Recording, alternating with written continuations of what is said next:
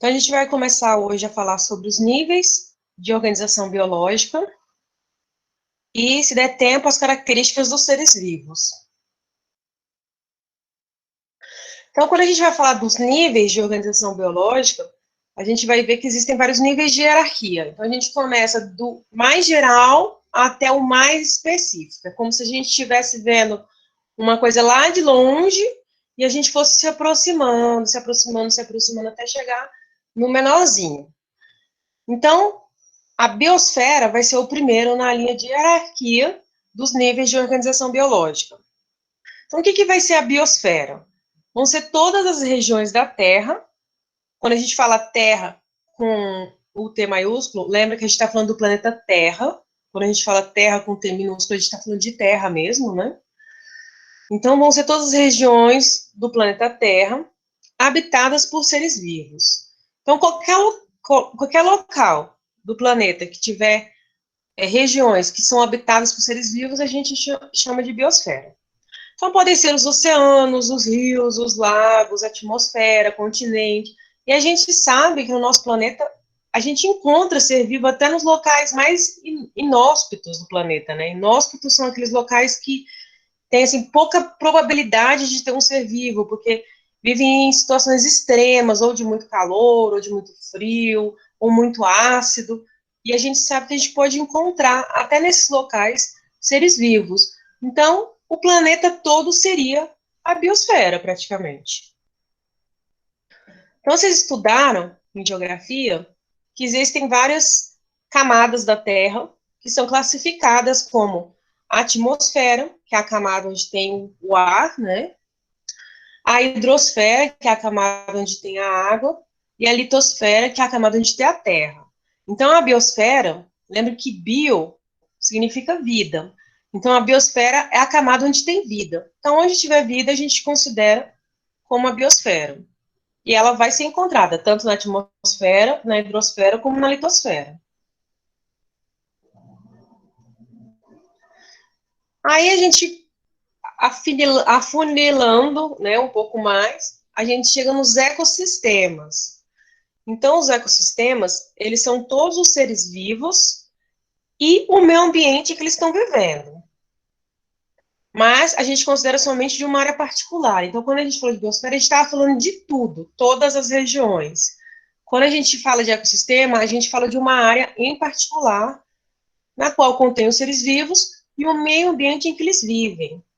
Então, quando a gente estudar os ecossistemas, a gente não vai estudar só os seres vivos ou só o meio ambiente, a gente vai estudar tudo, os seres vivos, o meio ambiente e a interação entre eles e o meio ambiente. Então, a gente vai ver que a gente tem relações entre os seres vivos com outros seres vivos, tem a relação entre os seres vivos e o meio ambiente. Então, tudo isso é estudado dentro dos ecossistemas. E o conjunto de todos os ecossistemas vão constituir a biosfera.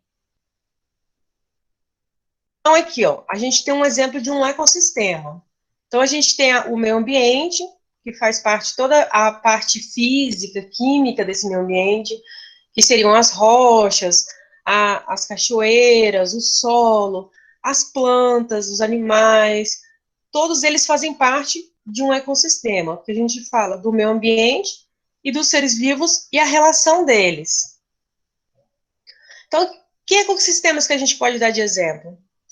Até esse aí parece um bom exemplo, a floresta amazônica. A floresta amazônica é considerado um ecossistema. Aqui no Distrito Federal, a gente tem o Cerrado. O Cerrado também é considerado um ecossistema, ele também tem o meio ambiente dele, os animais que vivem lá, todos os seres vivos. Então, o ecossistema vai ser uma parte da biosfera. E juntando todos, a gente tem a biosfera. Depois, aprofundando mais, a gente tem as comunidades. As comunidades, elas vão ser consideradas todos os seres vivos que vão habitar aquele ecossistema. Então, quando a gente está falando de ecossistema, a gente está falando de meio ambiente e de seres vivos. Quando a gente fala de comunidade, a gente está só falando de seres vivos, a gente desconsidera aquele meio que eles estão. A gente só considera agora só os seres vivos. Então, isso vai incluir todos os organismos que a gente consegue visualizar a olho nu e aqueles que a gente só vê por microscópio, ou seja, bactérias, fungos, protozoários, todos eles vão fazer parte desse meio ambiente também, e são seres vivos. Então, a gente vai ver aqui, ó, esse aqui é um exemplo de uma comunidade. A gente tem o ambiente, mas a gente desconsidera quando a gente fala em comunidade. A gente só considera os seres vivos desse ambiente. E a gente usa isso até na nossa sociedade, né? Quando a gente fala a comunidade lá por exemplo, do Paranoá. Quando a gente fala a comunidade do Paranoá, a gente está falando somente daquelas pessoas que vivem, dos seres vivos que vivem lá. A gente não está falando lá do local, né? E se a gente falasse o ecossistema do Paranoá, aí a gente estaria incluindo o meio ambiente que também está lá incluso. Então, ele destaca nessa figura só os seres vivos, porque só eles vão fazer parte dessa comunidade.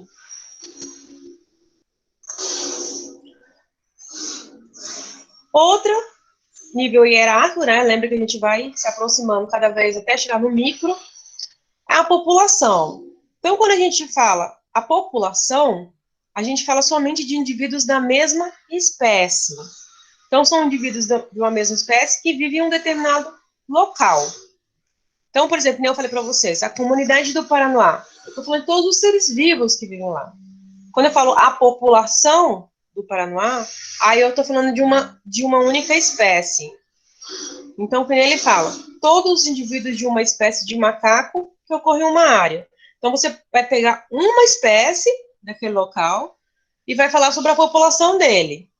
Então, você vai lá, vamos dizer, você vai lá na Amazônia, que é um ecossistema imenso, e aí primeiro você estuda a comunidade lá da Amazônia. Quando você está na comunidade, você está estudando todos os seres vivos que estão lá na Amazônia. E aí, quando você decide estudar sobre os macacos, uma espécie de macaco que tem lá na Amazônia, você vai estar estudando a população desses macacos. E o conjunto de todas as populações vão formar uma comunidade. Então, cada um deles, cada espécie ali vai ser uma população. Juntando todas as espécies que compõem aquele local, é a comunidade. Então, a gente tem esse exemplo. A gente tem vários pinguins aí, e como eles formam uma única espécie, é uma população de pinguins, é uma população dessa espécie de pinguins.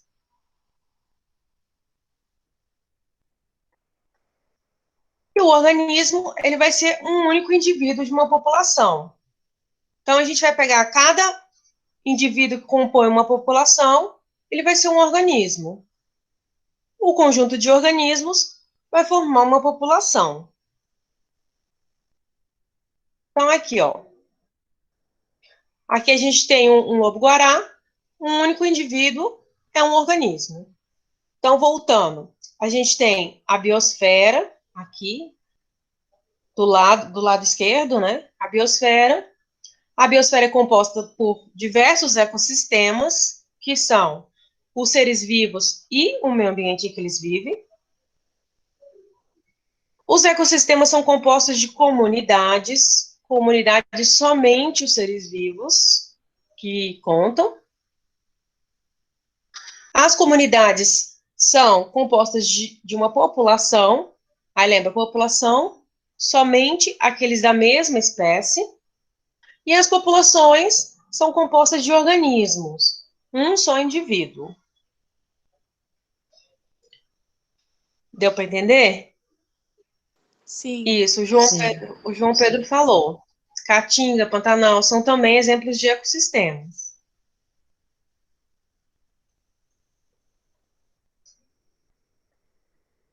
Aí, se aprofundando mais ainda, a gente vai para os sistemas e órgãos. Então, a gente está no indivíduo, no organismo.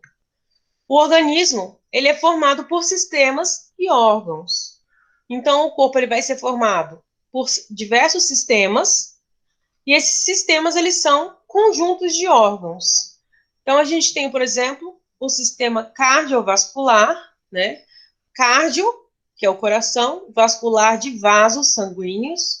Então, o sistema cardiovascular, ele vai ser composto por um conjunto de órgãos, que é o coração, as artérias, as veias, e eles vão atuar em conjunto para que ocorra a circulação sanguínea no corpo. Então, o nosso sangue, ele vai fluir por todo o nosso corpo, levando nutrientes, oxigênio para nossas células, através do sistema cardiovascular. E quem vai impulsionar essa circulação sanguínea, o principal órgão é o coração. Então, ele vai bater, vai fazer com que esse sangue fique circulando. E quem vai levar o sangue, tanto de volta para o coração, como do coração para as células, vão ser as artérias e as veias, né? Então, todos esses órgãos juntos, trabalhando juntos, formam um sistema. E o órgão é cada uma das partes que formam o sistema. Então, por exemplo, no sistema cardiovascular, um dos órgãos é o coração. Então, quando a gente fala de órgão, é somente uma parte do sistema. Quando a gente fala de sistema, a gente fala de todos os órgãos que trabalham em conjunto para aquele sistema. Então, a gente vai ter o sistema respiratório, o sistema digestório, o sistema nervoso, a gente vai ter vários sistemas, e o conjunto desses sistemas vão formar o organismo, que é um indivíduo. Então, aqui está mostrando o sistema cardiovascular. Então, aqui a gente tem, né, em vermelho são as artérias, em azul são as veias. Então, elas levam e trazem sangue para o coração. E aqui do lado direito tem o coração, que é o órgão. Então, todos trabalhando junto é um sistema, um único pedaço, né, uma parte desse sistema é o órgão.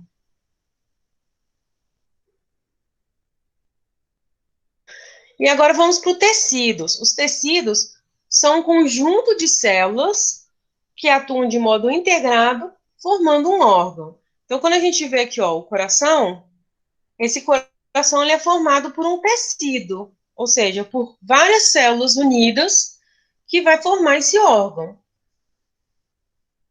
Então, todos os nossos órgãos, eles são formados por tecidos. Alguém falou alguma coisa?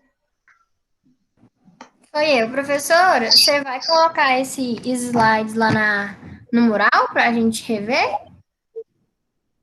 Se quiser, eu posso colocar assim. Coloca, por favor. Tá, pode deixar. E aí eu vou colocar também a parte do livro que fala sobre isso, que aí tem mais coisas para ler. Tá, obrigada. É porque esses slides são só um resuminho. Aí lá eu vou colocar o livro também, que aí ele tem mais coisas. É, porque fica bom para estudar também. Porque você explica, aí quando a gente olha o resumo, fica melhor de entender. Ah, tá bom. Tá, pode deixar. Então, todos os órgãos eles vão ser formados por tecidos que vão ser conjuntos de células que vão atuar de modo integrado, ou seja, eles vão atuar para realizar funções específicas para aquele órgão. Então, a gente tem um exemplo aqui, que é o tecido muscular. Então, o tecido muscular, eles vão ser várias células que vão trabalhar juntas, formando os músculos.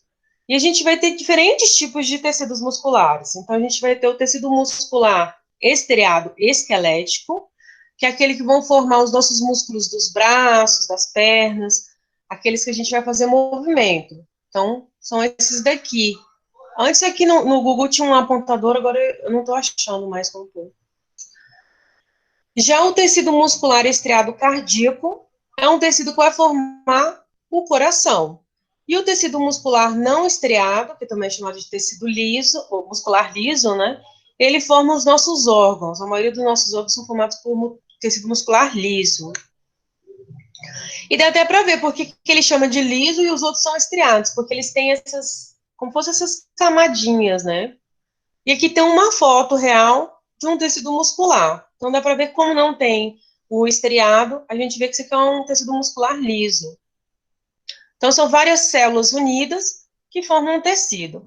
Cada pontinho roxo desse aqui, ó, são os núcleos da célula. Depois a gente vai estudar sobre os núcleos das células. E a célula vai ser a unidade morfológica e funcional dos seres vivos. Então, quando a gente chega assim lá no micro de um ser vivo, a gente chega na unidade que é a célula. Então, a gente sabe que todo ser vivo vai ter que ter pelo menos uma célula para ser considerado ser vivo.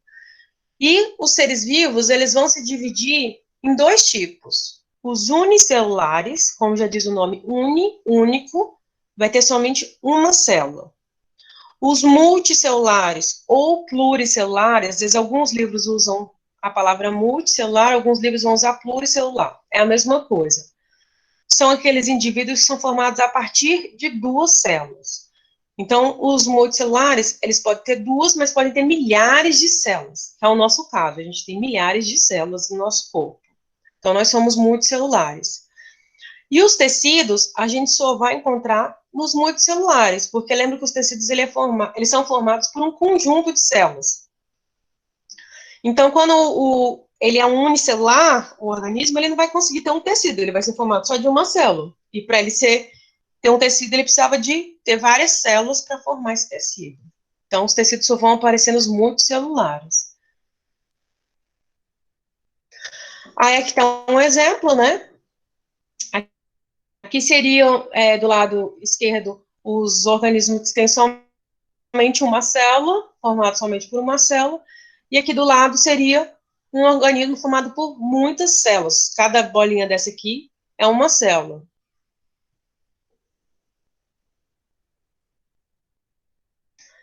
Aprofundando mais ainda, a gente chega nas moléculas.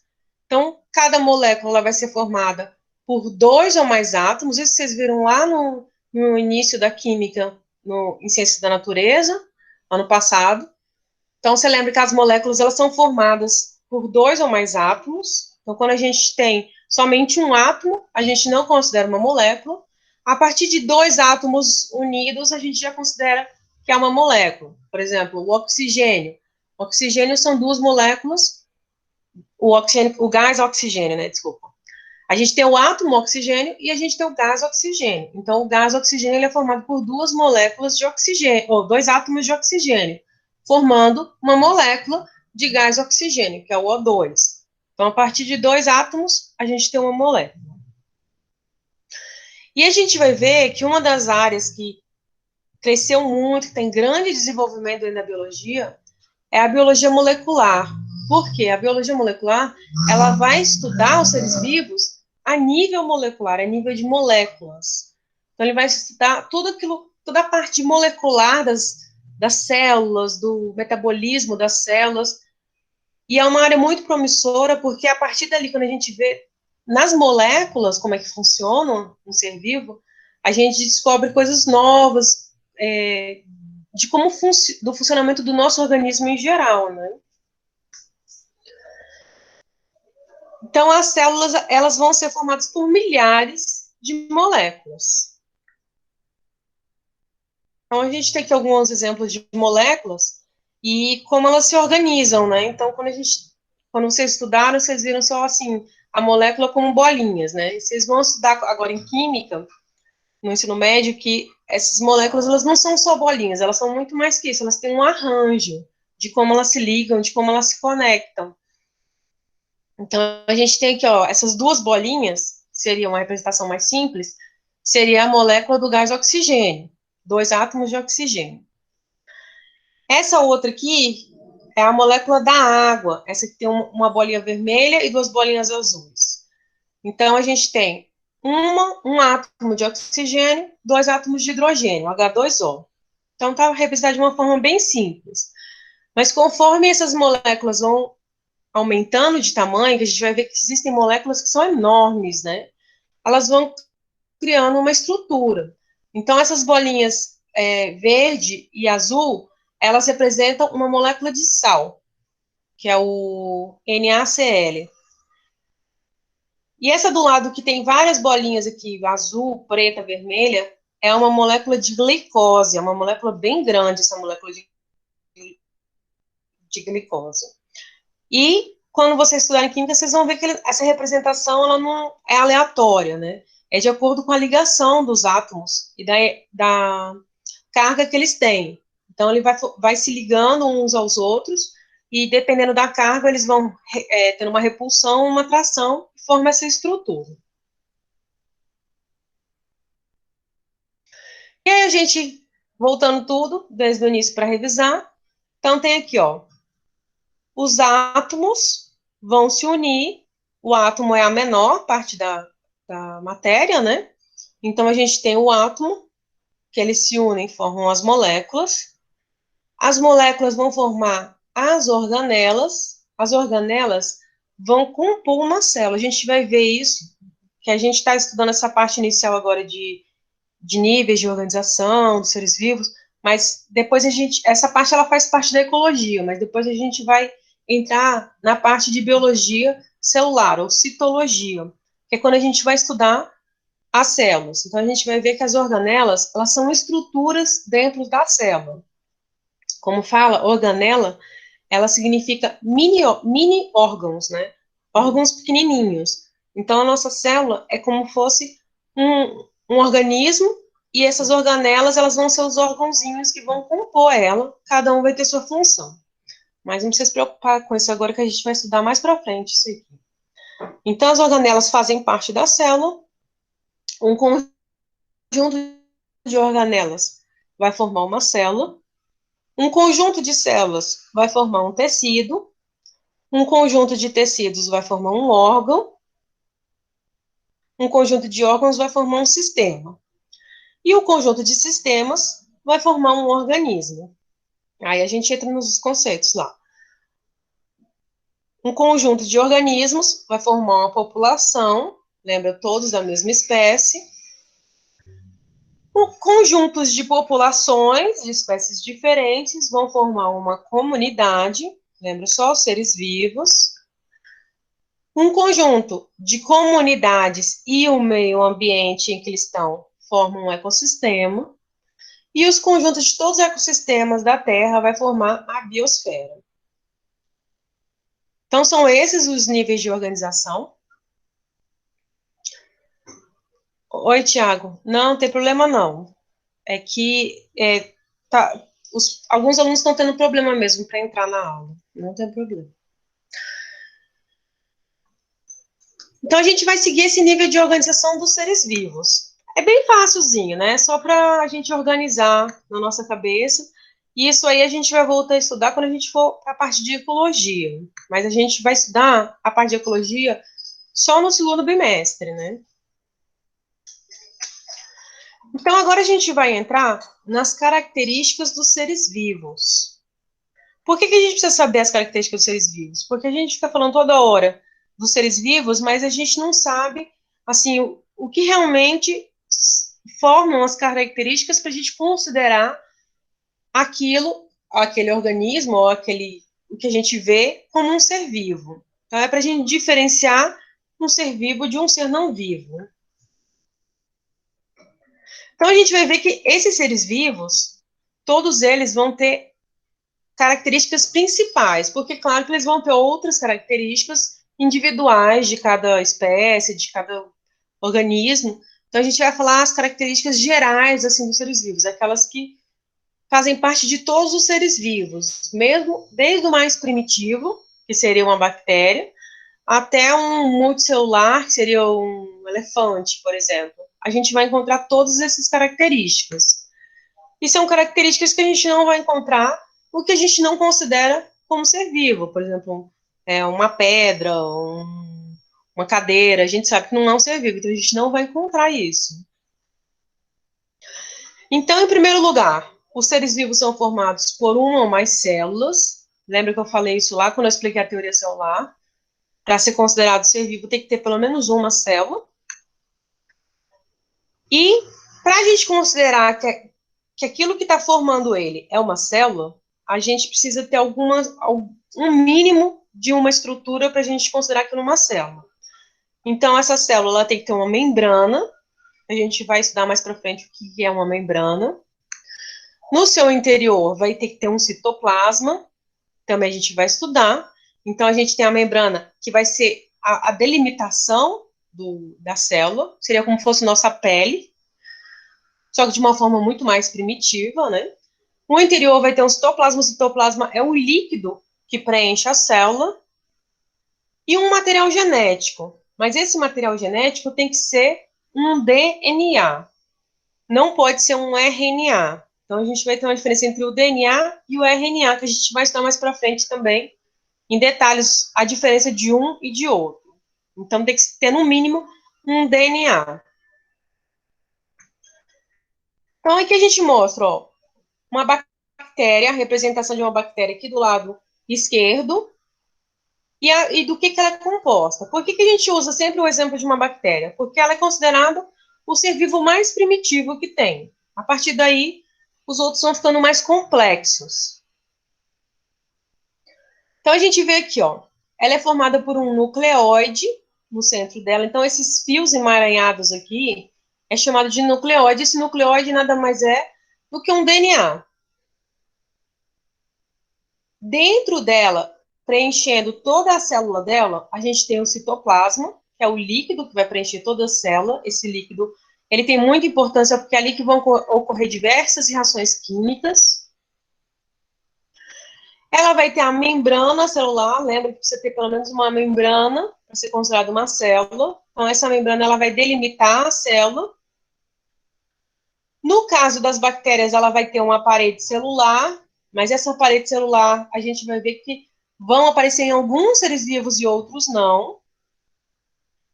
E aqui uma cápsula, que a cápsula ela usa para diversas coisas, inclusive a cápsula ela é uma forma de infecção no nosso organismo, né? Ela usa para soltar toxinas e outra coisa.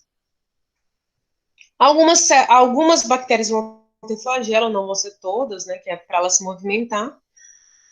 E aí aqui do lado a gente vê a diferença de um DNA e de um RNA. Então, por que é tão importante um ser vivo ter um DNA? O DNA, ele é esse que tem essa dupla hélice, o RNA ele só tem uma hélice. Hélice é esse formato, como fosse uma escada descendo, assim, né? Esse é chamado de hélice. O DNA, ele é a cadeia mais importante, porque ele é como fosse o cérebro. É ele que vai fazer vai comandar todas as reações químicas que vão ocorrer dentro da célula. E o RNA, ele é formado a partir de uma molécula de DNA. Então, ele é como fosse um produto do DNA. Já um RNA não consegue produzir um DNA. Então, somente um DNA consegue produzir um RNA. O reverso não existe. E o DNA, além de ele comandar todas as funções, né, de uma célula, ele é importante também na hora de reprodução, porque o DNA ele vai se duplicar e vai conseguir fazer com que aquela célula ela consiga se reproduzir, né? Já o RNA ele não consegue fazer isso. E aí está a diferença que eu falei dos vírus. Por que os vírus não são considerados seres vivos? Porque alguns vírus, a gente vai ver que alguns vão apresentar DNA e alguns vão apresentar RNA. E o RNA, ele não consegue se duplicar para se reproduzir. Então, o que ele vai precisar? Ele vai precisar de uma célula viva, ele vai ter que entrar dentro de uma célula viva, usar o DNA daquela célula para ele conseguir se duplicar. Então, ele não tem capacidade de se reproduzir sozinho. A partir daí, ele já não é considerado um ser vivo. Ele também não vai ter algumas. Eu esqueci de pôr uma figura de um vírus, eu devia ter colocado para mostrar para vocês a diferença. O vírus, ele também não vai ter membrana, ele vai ter uma cápsula, que é algo, assim, bem diferente de uma membrana. Quando a gente estudar a membrana celular, vocês vão ver que a membrana celular das células ela é bem complexa. Ele não vai ter citoplasma, que é esse líquido que preenche, porque esse líquido aqui ele só consegue permanecer dentro da célula porque essa membrana protege ele. Então, essa membrana, a gente vai ver que ela tem uma permeabilidade seletiva, que significa ela controla o que entra e sai dessa célula, então ela não deixa com que esse líquido saia totalmente da célula, nem entre muito líquido na célula, senão a célula explode, então ela mantém essa permeabilidade seletiva, fazendo com que esse citoplasma consiga ficar dentro da célula. Então o vírus não vai ter isso, porque ele não tem membrana, em alguns casos ele vai ter o RNA ou o DNA, então não vão ter todas as características mínimas para ser considerado uma célula. Alguma dúvida, gente? Não. Não, professora. Não, professora. Outra coisa... Ah, tá. Se tiver, pode me interromper, viu, gente? Não tem problema, não. Outra coisa importante que formam seres vivos são alguns elementos químicos. Então, são elementos químicos que a gente vai ver em grande quantidade nos seres vivos, que são o carbono, o hidrogênio, o oxigênio, o nitrogênio, o fósforo e o enxofre. E a gente usa essa sigla aqui, CHOMPS, que é para vocês conseguirem decorar. Por quê? Isso aqui parece uma coisa boba, mas já caiu no vestibular, perguntando quais são os principais elementos químicos que compõem os seres vivos. E aí vocês têm que decorar, CHOMPS. Aí na hora da prova vocês lembram, CHOMPS. C de carbono, H de hidrogênio, O de oxigênio, N de nitrogênio, P de fósforo, S de enxofre. Então, a maioria é a primeira letra, com exceção do fósforo e do enxofre, porque lembra que esses nomes, esses elementos químicos, eles têm um nome em latim.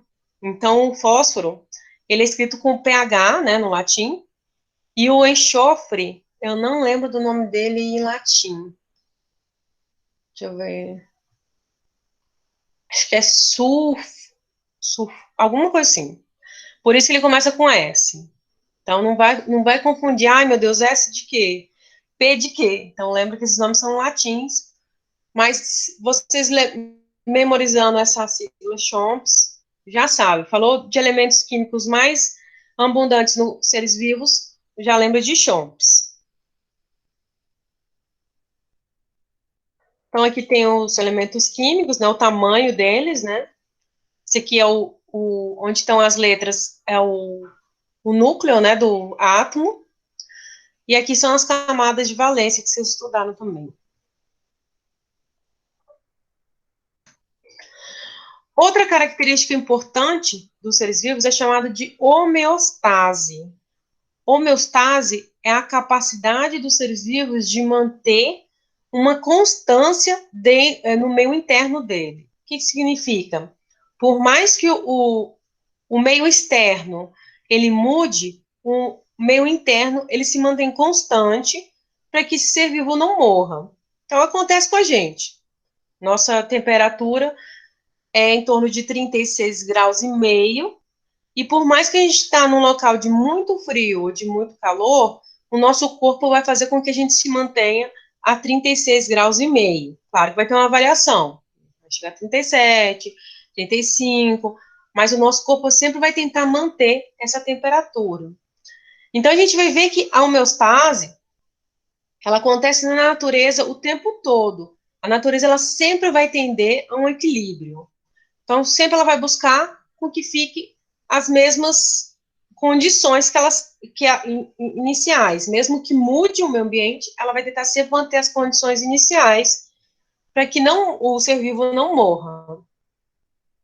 Então, a gente tem aqui, ó, um exemplo de uma pessoa num lugar muito frio e uma pessoa num lugar muito quente. Mas se você medir a temperatura interna deles, vai ser mais ou menos a mesma, porque o corpo ele vai ter meios de equilibrar essa temperatura, por mais que mude as diferenças, né, o clima do lado de fora. Então, no frio, por exemplo, a gente começa a tremer. A gente treme, é uma reação do nosso corpo de gerar calor. Então, ele tenta fazer você tremer para que você gere calor e aqueça seu corpo. Já num lugar muito quente, a gente começa a suar. Esse suar também é uma forma de perder calor.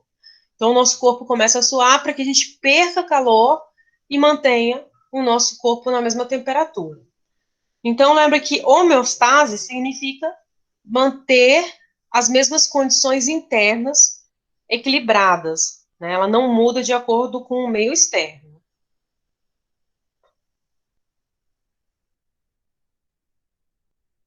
A reprodução é uma característica importante, né, dos seres vivos. Então, o fato de poder se reproduzir não quer dizer que precisa se reproduzir, né?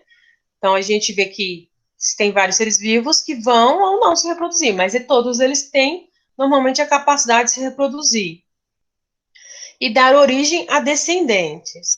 Então, essa é uma diferença, por exemplo, de uma pedra e de um ser vivo. A pedra ela não tem capacidade de se reproduzir. O ser vivo ele vai ter. Até uma bactéria vai ter capacidade de se reproduzir. É uma reprodução bem primitiva, né? Ela vai se dividir em duas células filhas, mas ela consegue se reproduzir.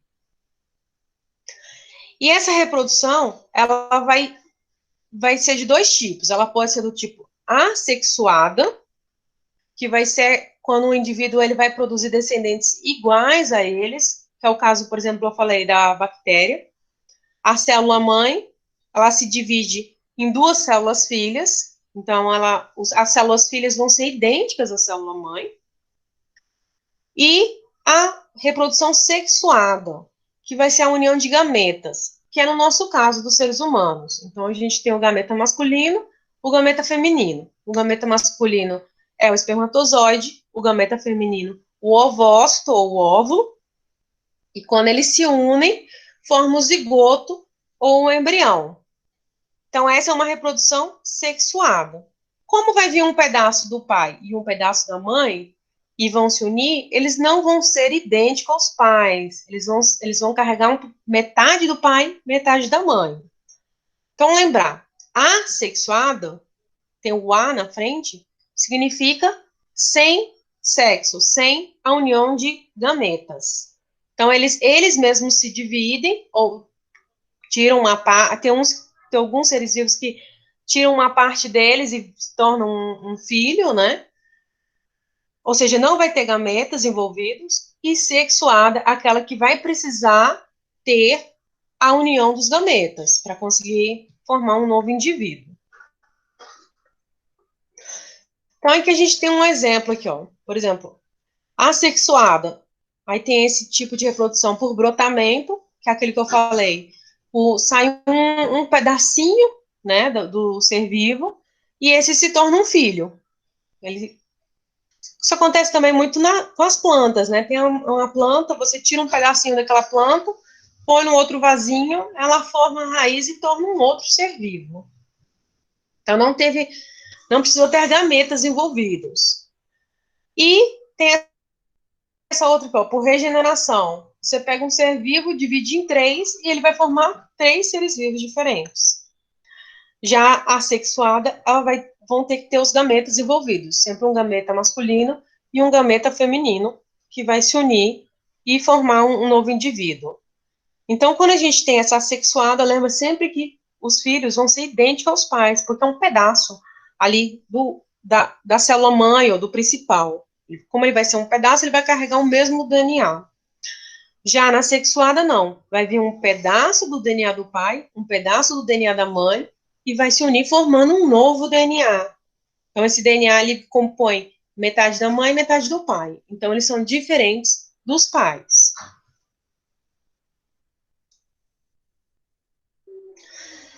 Outro fator importante dos seres vivos é a água. Então, todos os seres vivos vão precisar de água para sobreviver. E por que a gente tem essa dependência tão grande da água? Porque a vida, o primeiro ser vivo que surgiu no planeta Terra, iniciou na água. Então, tudo se iniciou primeiro na água, para depois passar para a terra, ou para o ar. Mas tudo se iniciou na água. Então, os seres vivos, eles carregam, mesmo depois de milhares de anos de evolução, carregam essa dependência da água. Então, a água, ela vai se tornar a base da vida. Sem água, se acabasse toda a água do planeta, não ia sobrar nenhum ser vivo no planeta. Porque todos os seres vivos que foram criados aqui na Terra, eles têm uma dependência da água. Está mostrando a quantidade de água que são compostos os seres vivos, né? Então, a gente tem, por exemplo, uma medusa, o corpo dela é formado por 99% de água. Um peixe, ele é formado de 80% de água. E esses aqui de baixo, que são os animais em gerais, eles vão ser compostos entre 60% a 90% de água. E nós, os seres humanos, estamos em torno de 70% de água. Então, é muita água. Não tem como a gente viver sem água. Com essa grande quantidade de água que a gente tem no corpo, se acabar a água, ninguém vive. Todo mundo precisa de água, até porque nosso corpo é formado de água, né?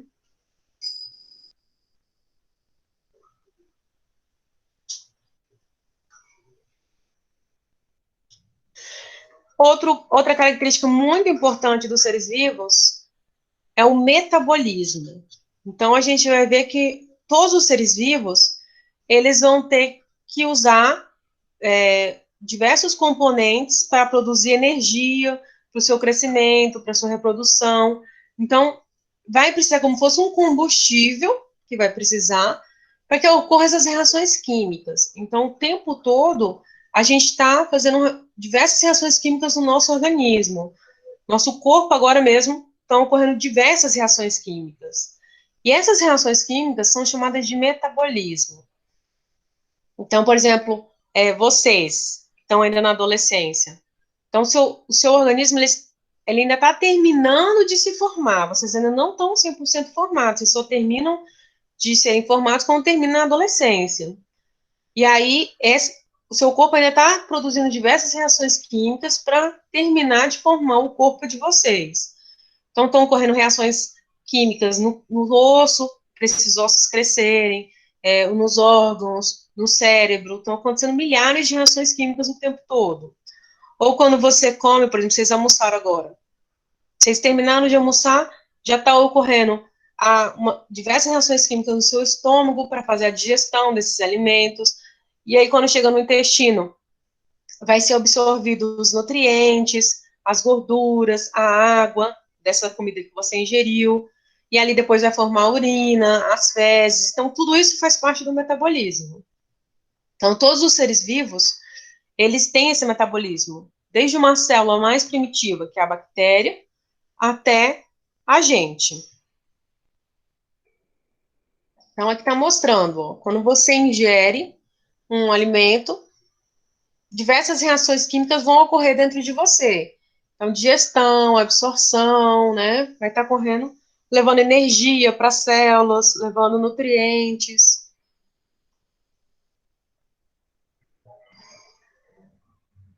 Outra característica importante são os seres vivos têm a capacidade de responder a estímulos do meio. Então, por mais que seja um ser vivo bem primitivo, ele vai ter essa capacidade de reagir ao meio que eles estão vivendo. A gente tem, por exemplo, aqui as plantas. As plantas, de acordo com a espécie de cada uma, elas conseguem reagir a diversos tipos de estímulos. Por exemplo, na parte esquerda de cima, eu não sei se vocês conhecem essa plantinha, mas quando você toca nela, ela se fecha todinha, as folhas. Isso é uma capacidade de reproduzir estímulos que ela adquiriu de se defender. Então, ela fecha as folhas para se defender dos predadores dela. A do lado direito de cima tem uma planta carnívora e ela tem a capacidade de sentir quando algum inseto toca nela. Então, na hora que o inseto vai ali, ela fecha e ela se alimenta desse inseto.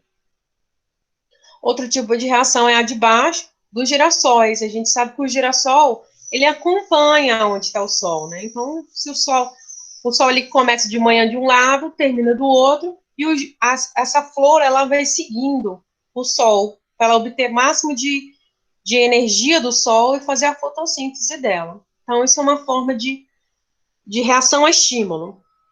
Nós, então, não preciso nem dizer, né? Nós temos várias reações a estímulo, desde estímulo da luz, né, quando a pupila do nosso olho abre e fecha, estímulos de frio, calor e várias outras.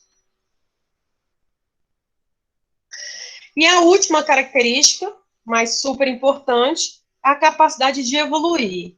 Então, todos os seres vivos vão ter essa capacidade de evoluir.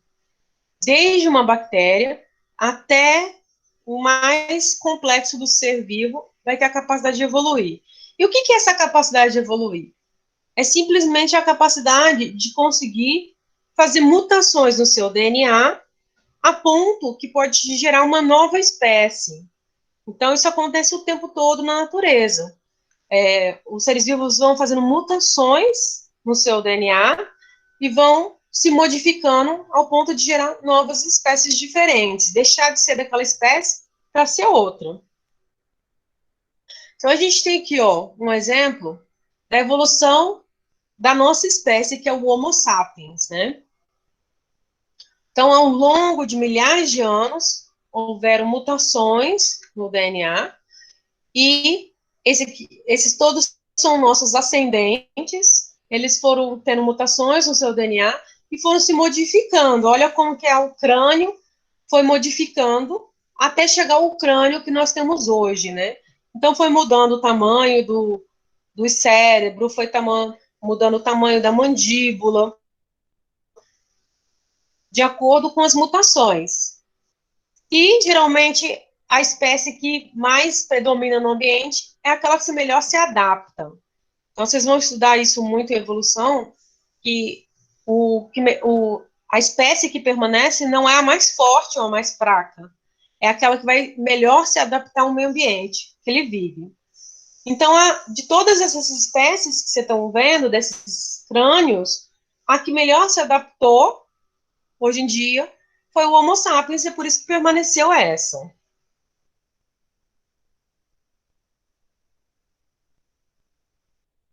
Espécies Homo floresiensis entraram em extinção. E ficou somente, no caso da nossa espécie, só dos homos, né? No nosso gênero Homo, ficou somente o Homo sapiens. Então é isso.